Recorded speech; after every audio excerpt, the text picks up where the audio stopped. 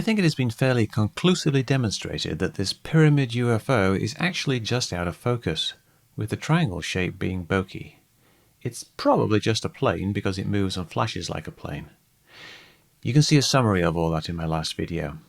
But a few interesting questions remain for the sky-identify nerds out there, like these two triangles. What are they?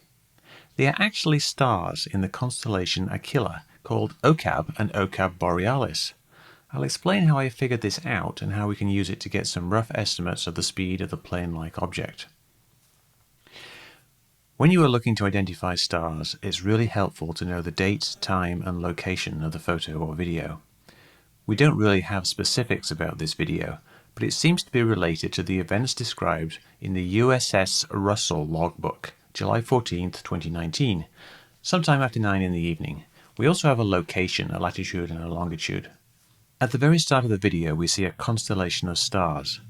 @DylanDTV on Twitter discovered that this was actually Jupiter, Antares and some other stars.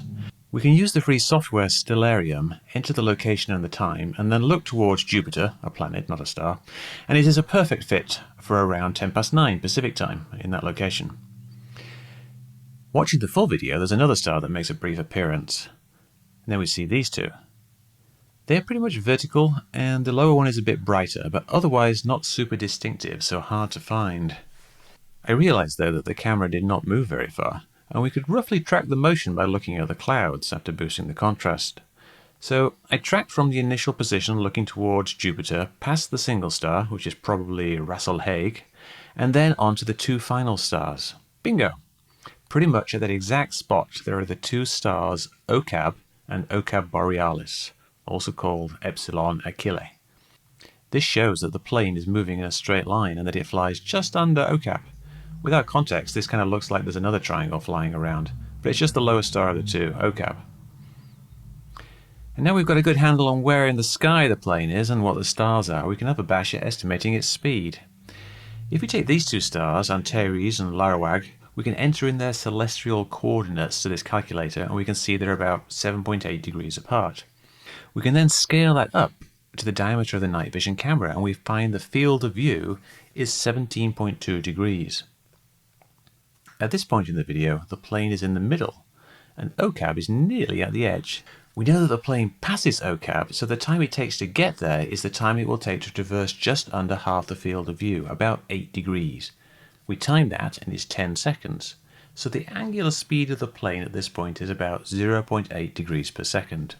Looking at the traffic in the area, a typical altitude is around 33,000 feet. Ocab is at around 42 degrees, so let's round that up to 45 degrees as we don't know the exact time. So the plane will be about as far away horizontally as it is high. We can then use Pythagoras to get a line of sight distance of around 45,000 feet.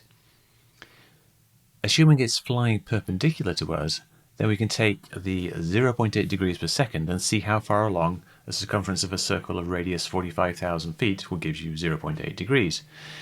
That will show how far the plane moves in 1 second, i.e. the speed in feet per second. We can work this out and do the unit conversion to knots with Google. 45,000 times 2 times pi divided by 360 times 0.8 feet per second in knots, which gives 372 knots, the ground speed.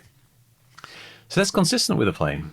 But given that Ocab is on a bearing of 100 degrees and the planes in the region are generally on a heading of around 40, then the plane is probably not flying perpendicular to the camera, so the actual speed will be a bit higher, like 400 plus knots, which is the same as the traffic overhead.